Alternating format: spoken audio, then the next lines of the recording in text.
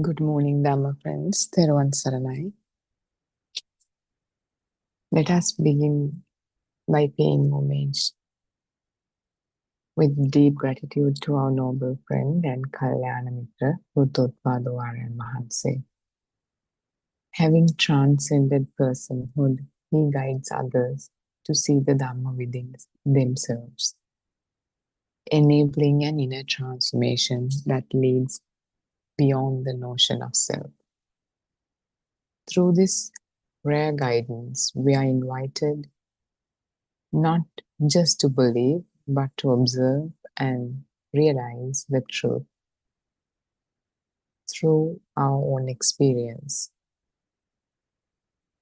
For more than 5 years, he has tirelessly served by expounding over 12,000 sermons for the welfare of those seeking liberation.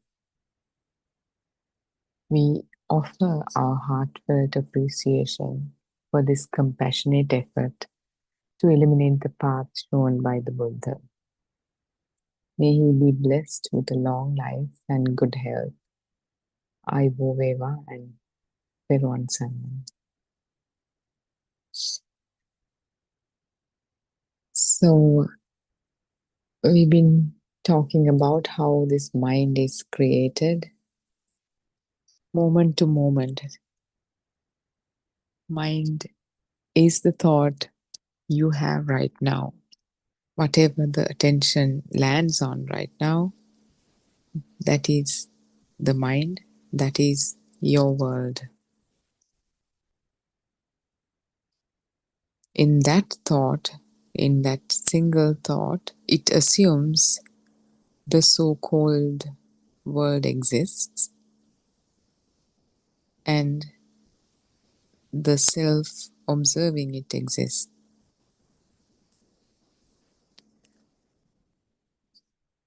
So when a baby was born, he or she had no idea of who he or she is, the name, who the mother is, who the father is. As the baby is introduced to these labels in the forms of sounds, whatever the images the baby was able to see. The baby was able to see, hear, smell, taste, touch, all right. But baby didn't have the mind, the thoughts to identify things with.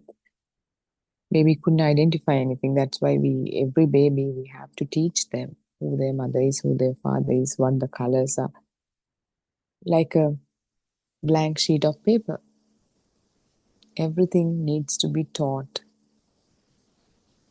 And as the baby grows,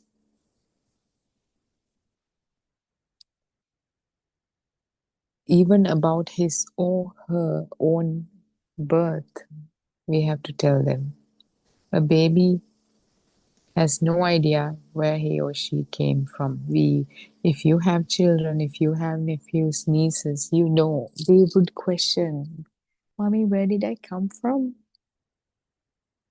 And then the mother will say, the God gave you, or you came in a basket, or whatever you tell your babies about as the story, or you were brought from the hospital, you came from your mommy's tummy, whatever the story you tell about the birth of the child. And the baby doesn't have any idea about a death either. So if you have, as he or she is growing up, if you have neighbors, if you have family who passes away, then you would take the child to the funeral and the child has no idea what's going on. They'll be like, why is that uncle in a coffin now? Box, or why is he sleeping like that? Then you have to explain in the form of, you're giving more labels, a label called death, and based on what the baby sees, the coffin, and then baby learns what a coffin is, another label in the form of a sound, an image entangled with sound, like we've been discussing. And there's a mental image for the death now, and the sound death. Sometimes when the parents pass away at an early age, at a young age of these children, sometimes they play in the funeral home or at the service. They just play. They have no idea what happened. They have no idea as to the gravity of what happened as we think of death. The baby doesn't know her own mother passed away.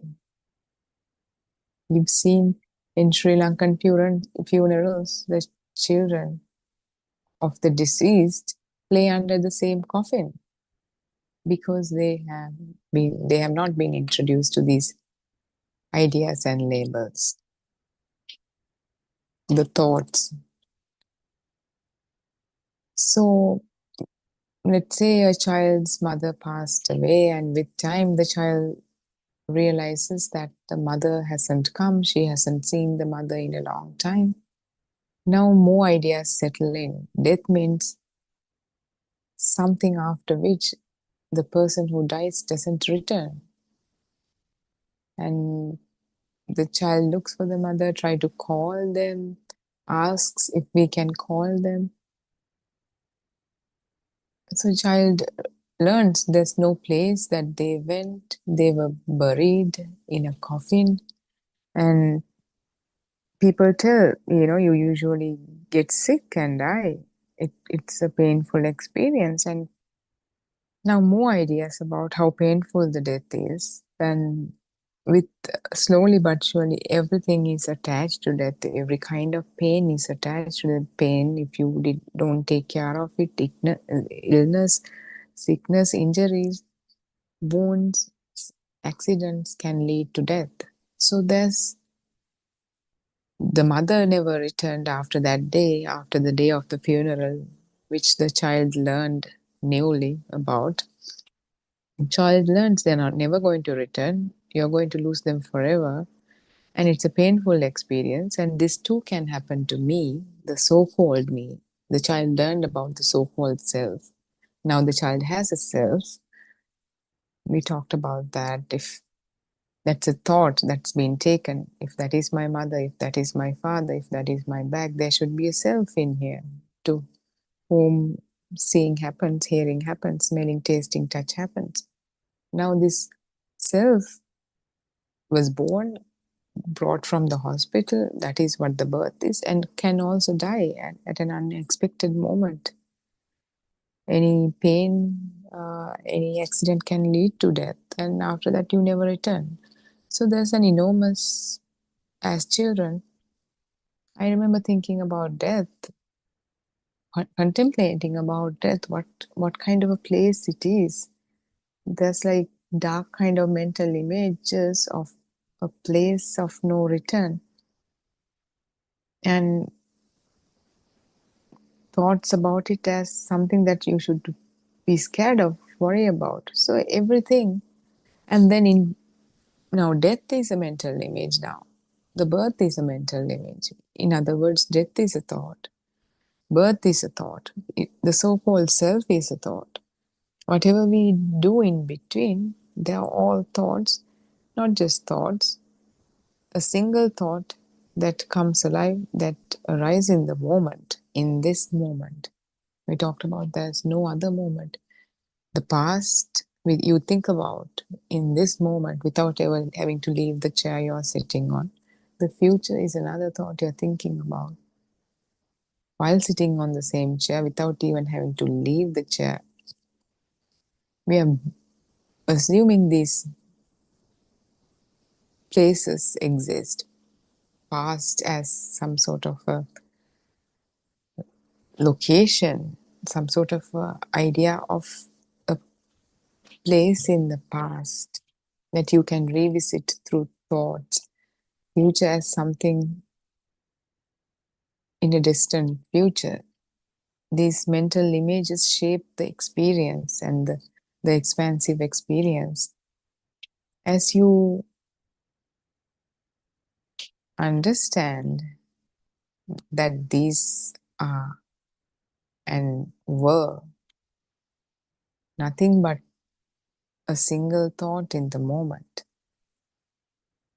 The grip it has on you, it loosens because that grip cannot be held, just like the magician pulling a dove from his sleeve was magic to you, was astounding to you.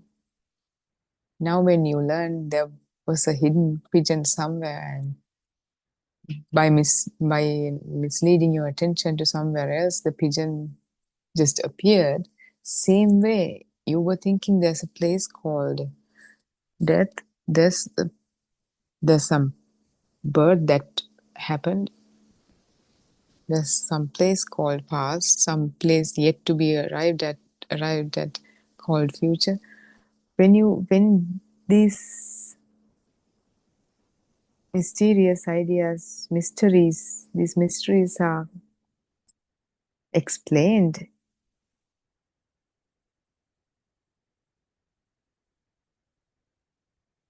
well, you take it in the form of knowledge first. Intellectually, you understand it, but it goes far beyond being an intellectual knowledge. It becomes your experiential knowing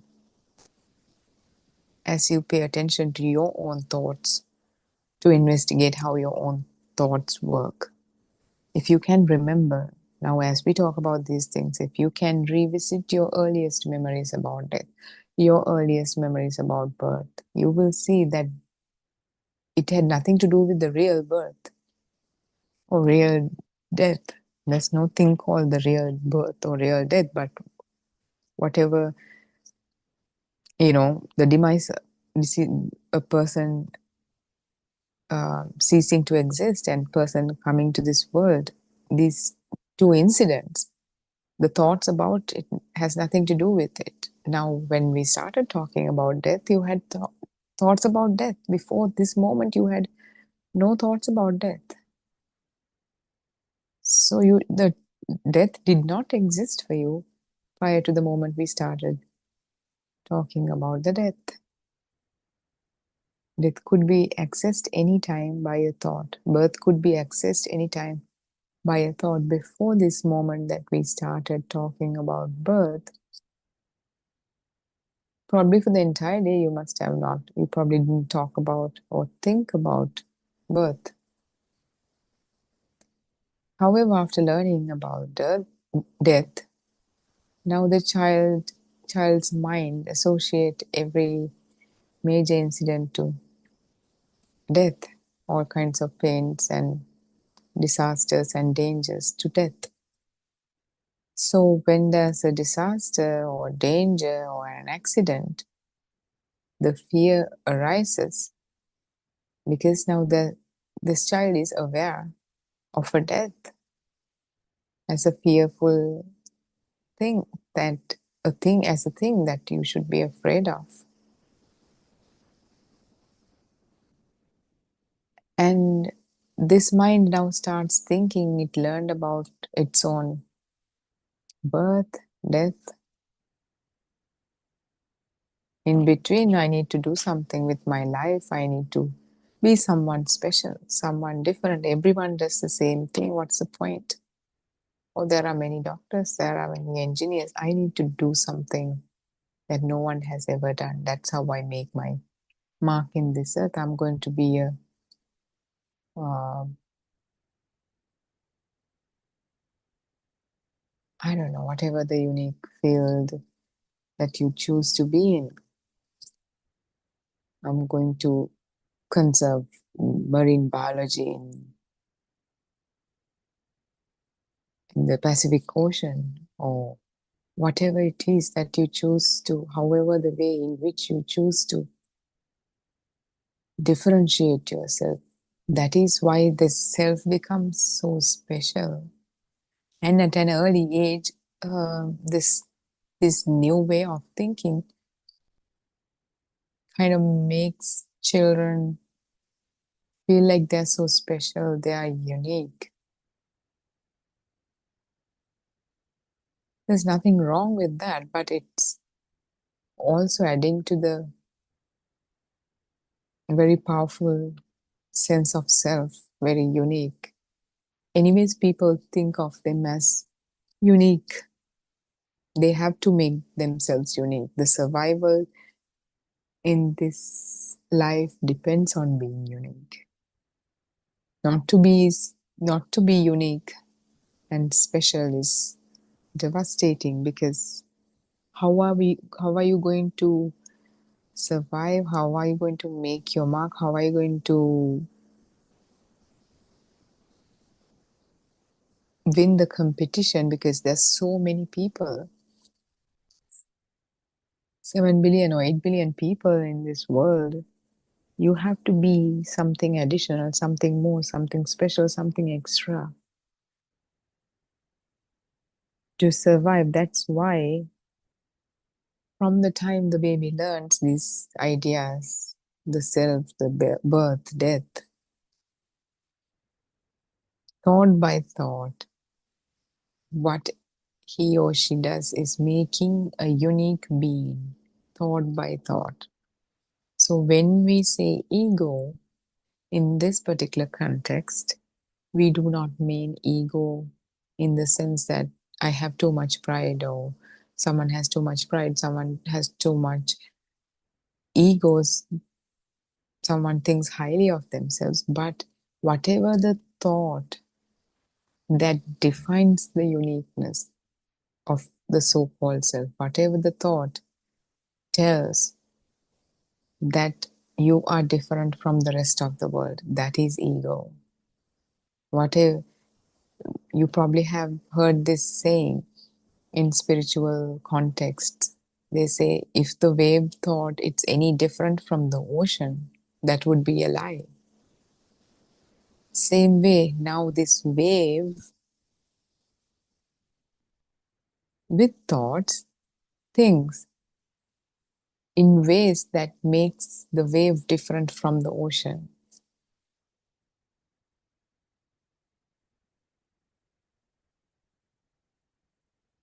So if you think, I like natural things. I don't like plastic.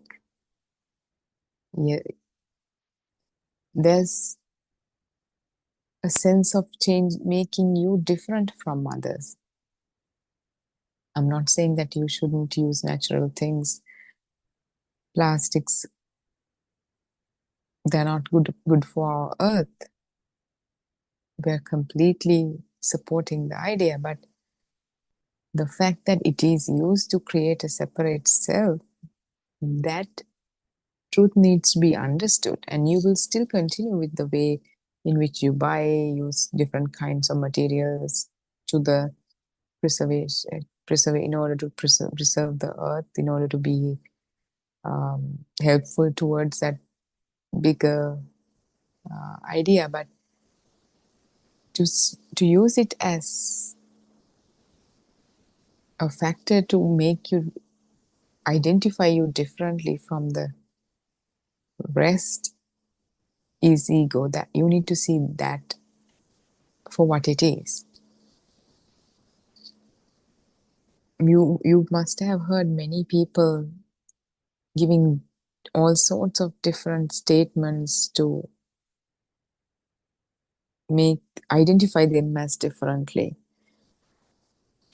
I'm an they I'm a woman, I'm a man, I'm a transgender person, or however uh, then what however they identify themselves, with their sexualities, with their sexual orientations, with their nationalities, with I'm Indian, I'm Sri Lankan, I'm Chinese, I'm American, I'm British.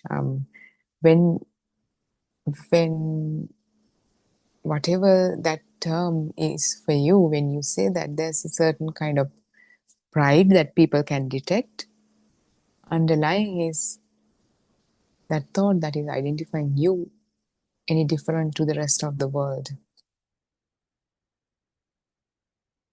I'm a human. That identifies you as differently from the rest of the nature, from animals. I'm a Buddhist, I'm a Christian, I'm a Catholic, I'm an atheist. I'm an atheist. Too is an identification. We think not belonging to some group is non-identification. No, it too is identification. Identifying yourself as different to the rest of them. That too is ego. Not in the sense, he has too much pride, but in the sense, I'm different to you. I'm different to the rest of the world. Other labels, I'm smart. I'm compassionate. I do stupid things.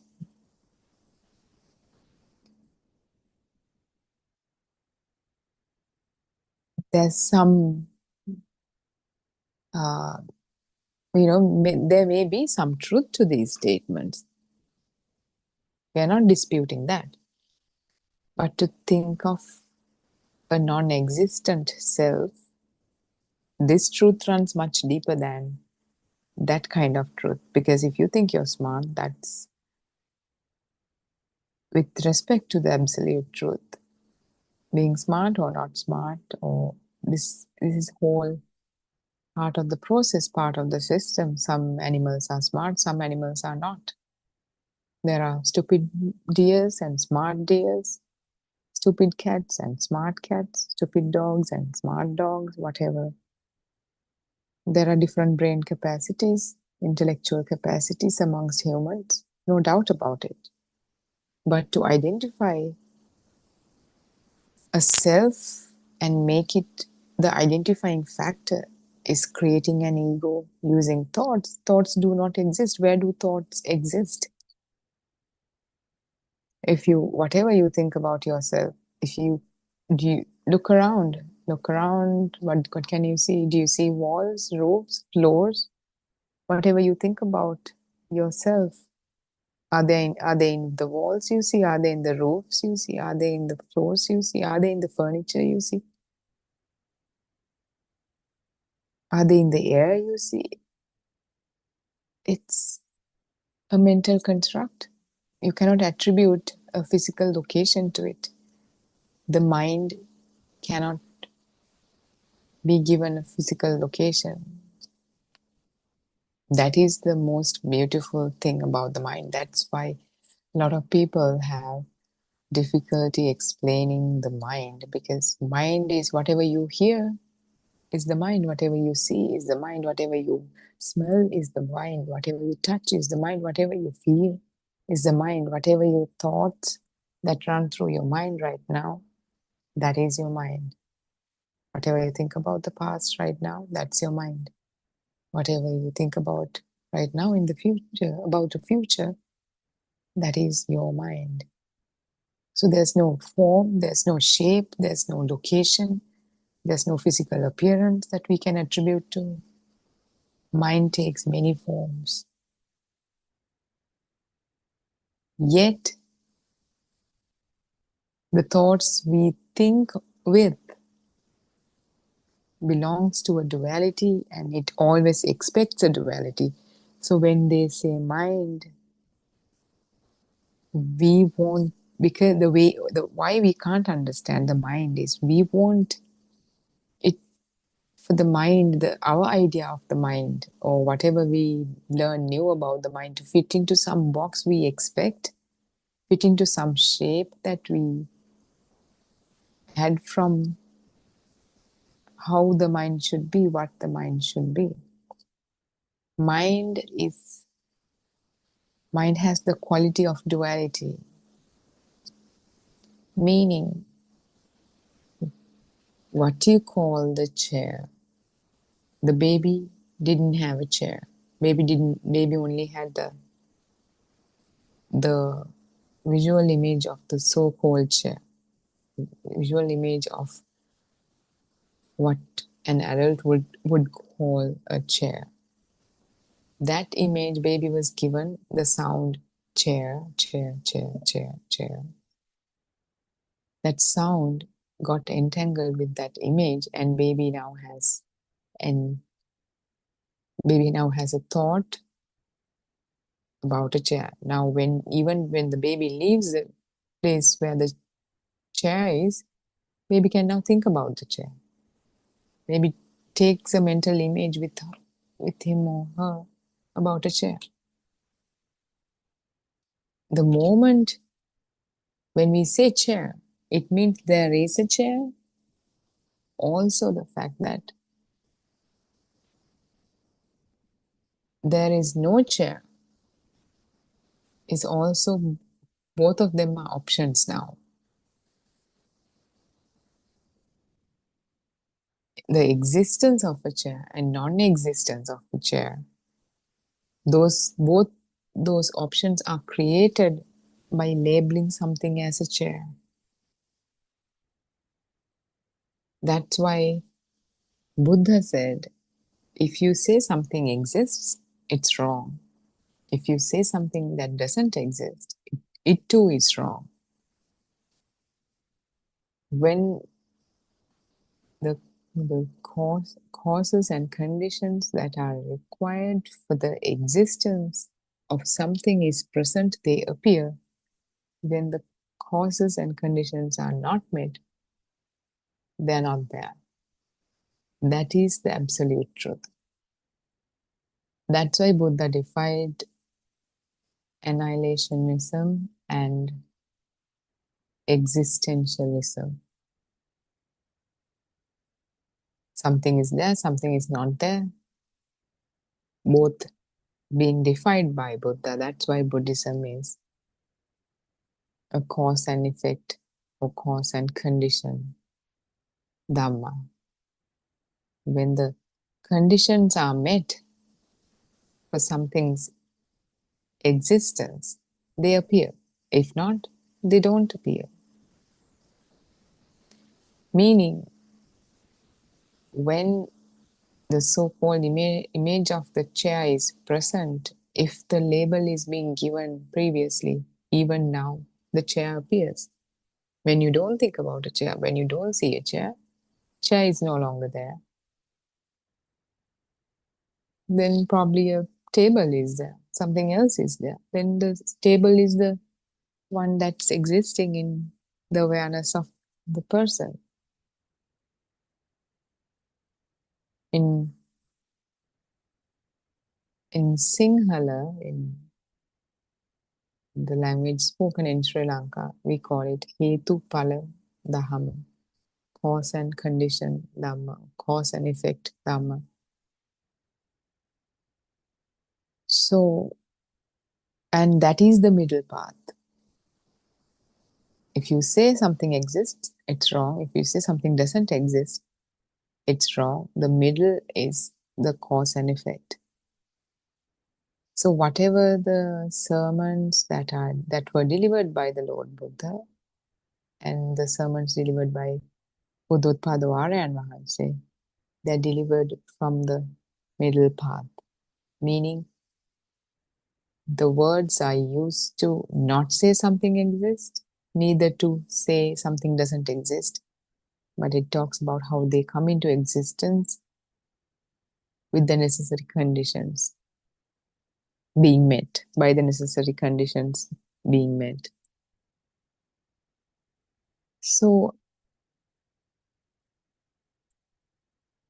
now the child has a, if we come back to what we were talking about, the child has a birth, death, fear of death,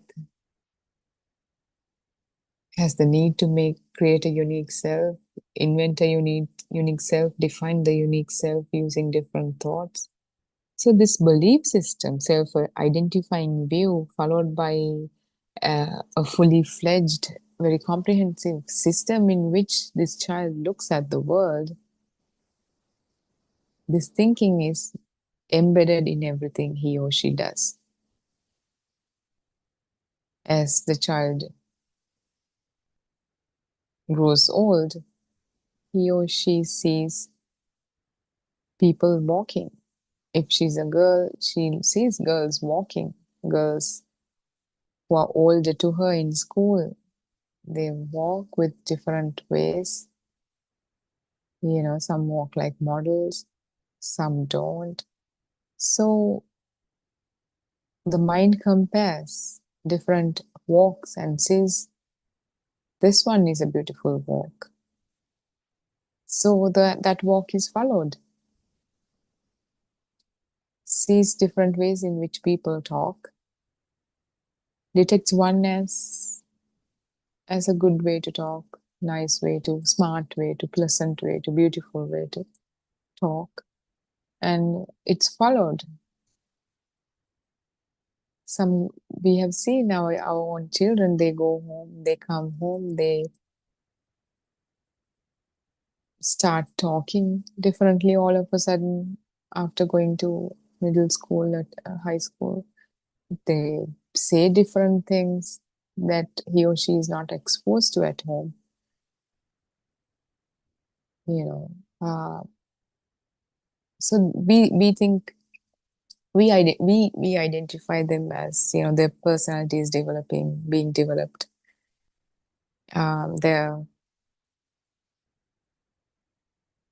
maturing, they become matured, all of that.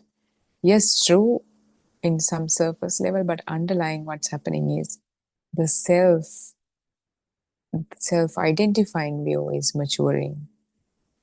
That unique self is taking shape. They talk about the world, the relationships, kids at school, love, sex, the governments, the political systems, all these things they talk about. They talk about their neighbors, newer strengths in school, new slangs, all these things. Now,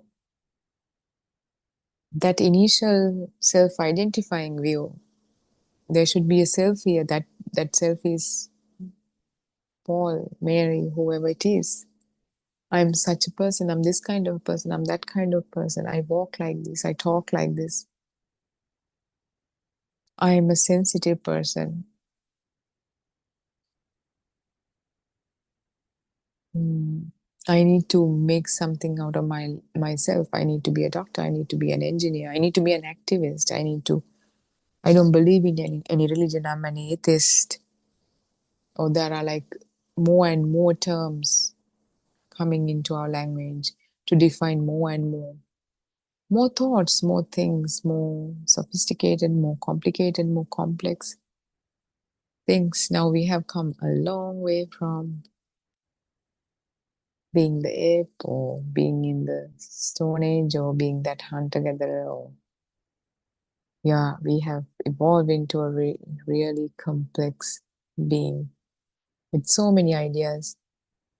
Most of them we talk about, think about, they do not exist even in a physical sense.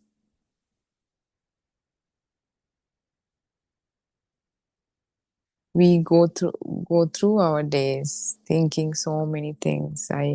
There's an alarm that goes off, the sound, as soon as that sound is heard, there's a thought that comes. Oh, the alarm, I have to get up, I have to go to work, I have to get ready for this meeting, I have to go to the bank. The list comes, the body wakes up, I need to get ready, I need to brush my mouth. The body goes into that activated mode, brushes the teeth, goes to the shower, take a bath, come out of the shower, you know, get ready, get some breakfast, make some coffee, get some breakfast. The body, makes the coffee. The breakfast is taken while scrolling on the phone. Take the keys, go to the car, take your bag, drive. While driving, thinking about other things that needs to be done. The day goes, how the day goes. underlying all that, all these activities, there's a thought: I am doing this, I am doing that, I am going to work, I'm going to go to my car, now I'm going to go drive to this location, I'm going to go from there and drop my kid off, whatever you do.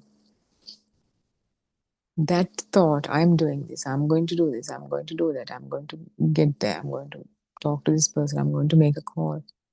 This is now that has become a habit now.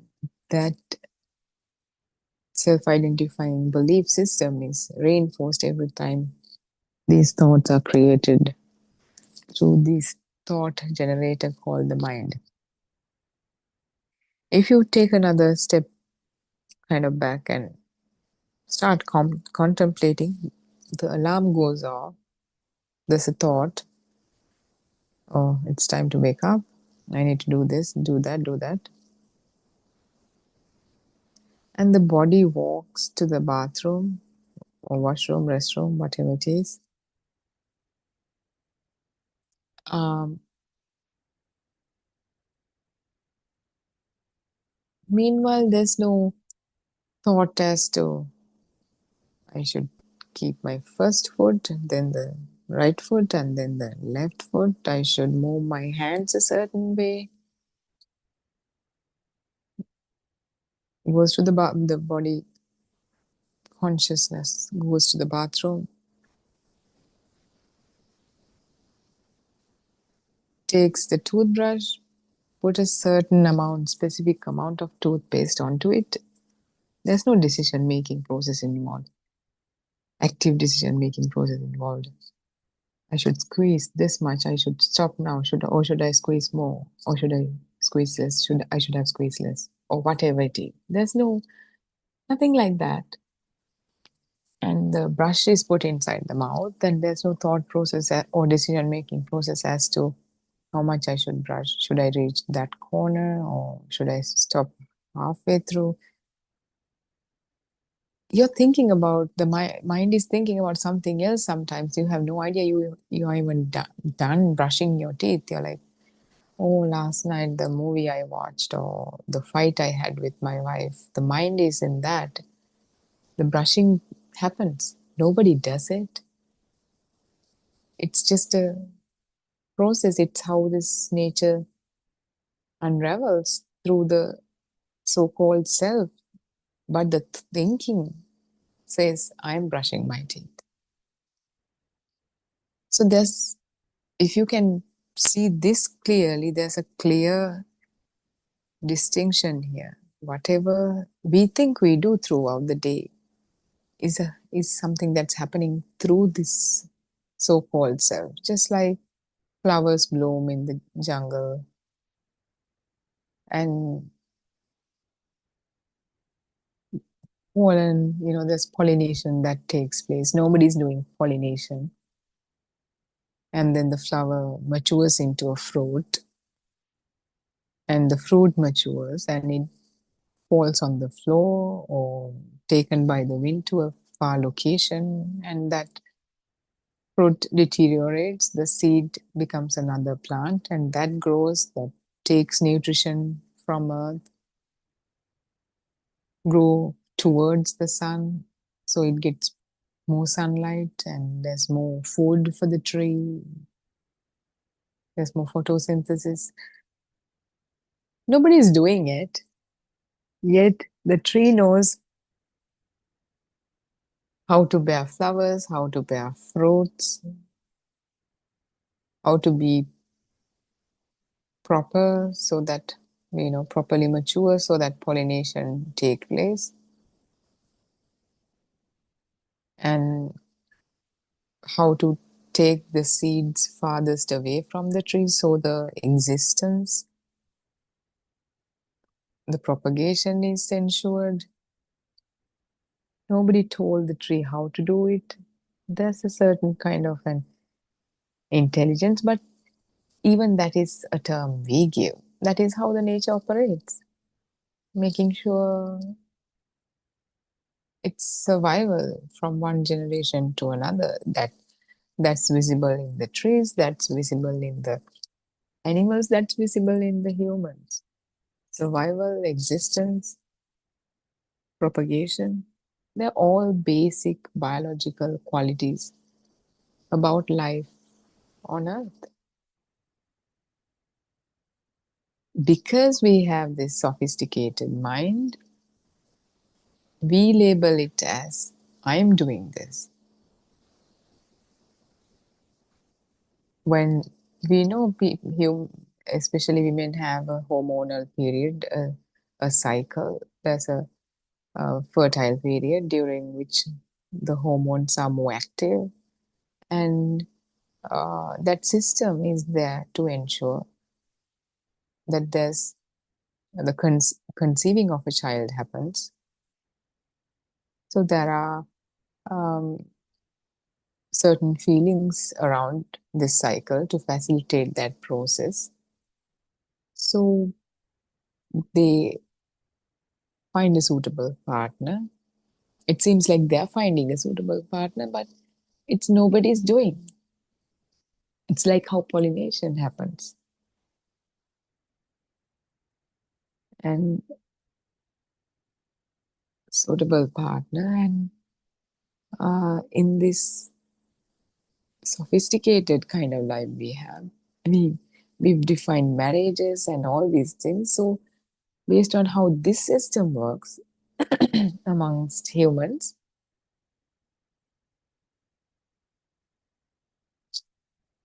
the activities are manifested through the humans that are required for the mating process to ensure the life moves on, the next generation, to ensure there's a next generation and next generation and next generation.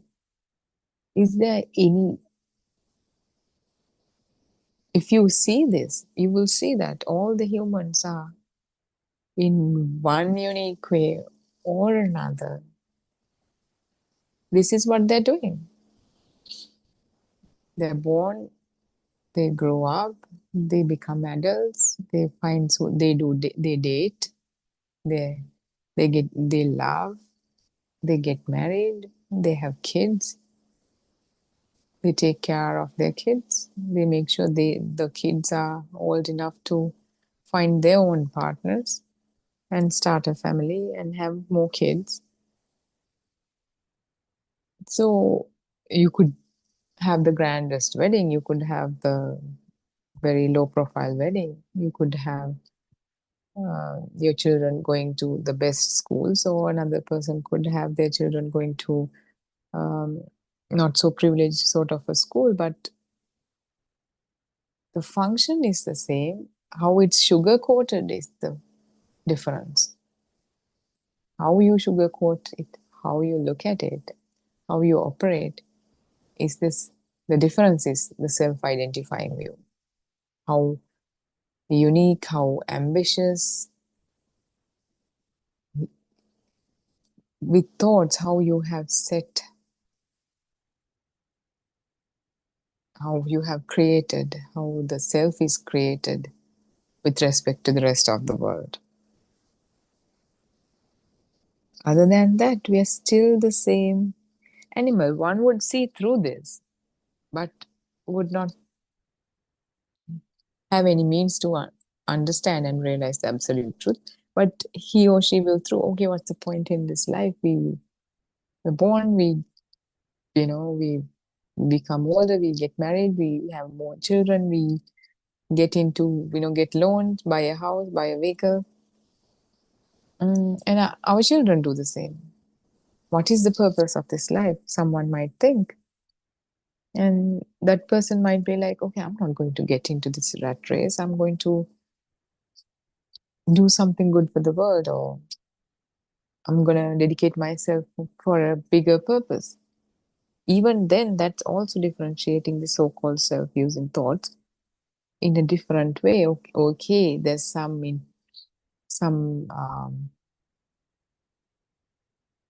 intelligence as to not fall for this trap of uh, reproduce, reproduction, but still that person is not out of this cycle of birth, because just because he or she understood the reproduction, how the reproduction cycle works, and it takes you to kind of a trap, keep you keep you kind of entrapped in one kind of a cycle. He or she is still entrapped in a different kind of a cycle that all of us are entrapped in, cycle of birth and death. Everybody is entrapped in that. Unless you understand this absolute truth and transcend the personhood, everybody's entrapped in the cycle of rebirths. We call it sansaric cycle, um, samsara, cycle of rebirth, cycle of death and birth. All these words are there. But you are born, you're reborn, you're born, you live a certain period of time, you die, you're reborn. We don't know who or how. But some people say, okay, reborn part, you can't see. When you're dead, you're dead. You don't know. We don't know. Nobody can come from death and tell us, okay, I was here and now I'm born again or whatever. Mm, we don't know that for a fact. From time to time, we would hear somebody would talk about something, and we're not ready to listen to that. We've heard lots of scientific experiments about near-death experiences. We are not ready to hear about that. Uh, we've heard a lot of psychologists talk about and using regression therapy, deep hypnosis, to go to past life, past regression, and that this kind of uh, area. There's research about it, but we are not ready to listen to it. Uh, but we are not ready to question our beliefs either. Just because we reject some account, some data, some scientific evidence, doesn't mean we have a better solution. We are just as helpless as people who are confused by these accounts too, without knowing the absolute truth, because all we have is some relative truth and bunch of beliefs that we believe about ourselves, how the world operates, beliefs about how the political systems, societies, and birth and death and after death, how they operate. So when we say circle of rebirths, circle of birth and death, you probably don't understand. Probably it seems like some mystical thing, some superficial thing. We understand where you're coming from. We have respect for that, but just bear it in a corner of your mind. Do not accept it. Do not reject it. Let's go through our investigation and our exploration. And if it sits with your own direct knowing, take it. If not, you don't have to. We are not trying to add another belief system to your shelf of beliefs. This has to be your own truth. Buddha said, come and see for yourself. If you can see, good. If you can't see, good. Uh, not every flower blooms at the same time. Some flowers bloom in the summer, some near spring, some near end of summer. So every flower has its own time. So this probably isn't your time yet. But if you see it, then you can continue with this. You will see for yourself how cycle of birth is a real thing. So now we have pseudo self, we have a self identifying identifying a belief called a self, and every experience is attached to that self using thoughts. I'm doing this, I'm doing that, I'm such a person, all that. But in reality, what is there is just a system in operation. Because of the mind, that system has a whole story. If you're watching a baseball match or a cricket match or whatever it is, you will hear the commentator saying, explaining every move of every batsman, every bowler, everything. You probably have listened to her. You probably have heard people saying voices in my head. People think voices in the head are different to yourself. They're coming from some external entity or something. But these voices in the head, it's also that same mind. If you keep quiet and if you can say your full name in mind, I am so and so, no words uttered in the mind, you will hear a sound,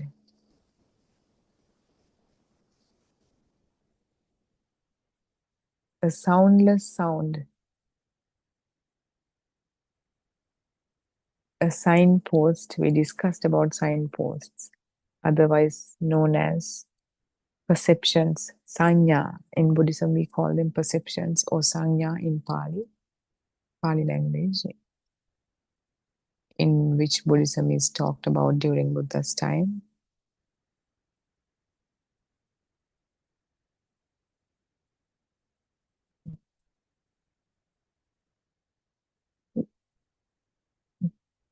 In general, we call it Pali, but the written language is called Pali.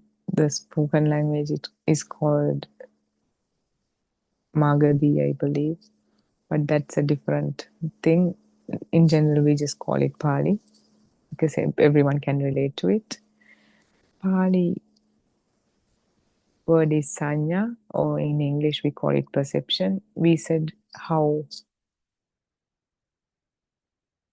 a signpost directing you towards New York, that is New York, green and white board on highways you will see, or whatever the name of your city is is not the same thing as New York itself. A board about New York is not the same thing as New York itself. A thought about myself is not the same thing as myself. A thought about an elephant is not the same thing. It's not the same thing as the elephant itself. So you say, so these are all signposts. Elephant is a signpost. Perception, sanya. You say, I am so and so with your mouth closed. There's a sound. So that your name is a signpost. Perception. You will see this perception, the word we use here, perception, is not the same perception we use in general conversational English. This has a different meaning to it in this context. So try to understand it in that sense. So the perception, there are different kinds of perception: sound perception, image perception, smell perception, taste perception, touch perception, mental perceptions or thoughts. So the sound perception, when you kept quiet and said your name in your mind, that sound perception didn't have sounds, but you heard a sound. Nobody uttered a word. Similarly, image perception, when you think about democracy, you have some sort of a mental image, a perception, image perception about democracy. And that's a visual. Probably like a parliament, image of a parliament, bunch of people, well-dressed people, politicians, making decisions. Everybody's given an equal chance. That sort of, some sort of mental image that you have. That doesn't have democracy in it. It's a signpost. So, smell of a rose, when you smell it, imagine you're smelling a rose, sniffing a rose. There's no rose in it. There's no smell in it. It's just the experience.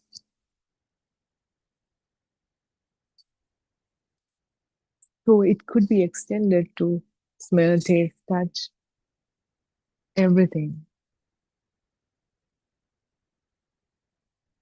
So we are thinking, just like the commentator, we have a bunch of perceptions with which we think about whatever the activities that happen, take place throughout our days, from morning to night.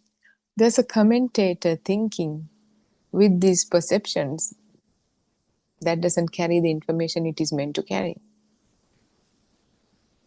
This is a huge illusion. You think you're thinking about what happened last night with, the fight you had with your wife. You're thinking about that. Everything is replayed in the mind while driving to work.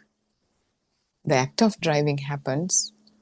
There's no thinking as to, there's practice, you would say there's muscle memory and all that. But even that being, even the first driving lessons, there's when you were given the driving lessons, when your father or whoever your instructor gave you driving lessons, he asked you to do something that was heard through sounds. The response was given. Instructions were followed. Nobody did it. But artificially, these thoughts were attached to the process. Oh, I am driving. I am taking lessons. I am learning. I'm doing better. I'm not doing good today. I did a poor job today. I have to do a better job yesterday, whatever it is. So everywhere it's just like how when wind blows, how the the leaves of trees goes in the wind, nobody does it. So someone says something, someone, the so-called you get upset, says something. In between, you're not planning your words. In between, you're not like, um, even when there are thoughts like, how dare he talks to me like this? There's no self in those thoughts. Those are just signposts. It doesn't carry the meaning you think it does. Just like the perception of an elephant doesn't carry an elephant. So this, if you can see this, what we are trying to communicate here, how there's only a system and a bunch of thoughts attached to it, claiming ownership, claiming doership, if not, and those thoughts itself, the meaning it's trying to convey, it doesn't contain the meaning itself. And if you can see through the illusion, you will see even this delivering of this sermon, there's no continuous thought process as to which word to use next, which word to use next, which way to structure sentences. It just flows. Whatever we do just flows. Even when we're like, you would say, "Oh, yeah, it flows now because I've been doing this for years." Even when you were learning that, it just flew through, it just flowed. Yet, with thoughts, this claiming of ownership, claiming of doership was given. That is why I feel like I am doing this, I am doing that. So I think that's a good point to stop today and extend this contemplation to our day to day life, to investigate if this is your own truth or not. And let's meet again tomorrow.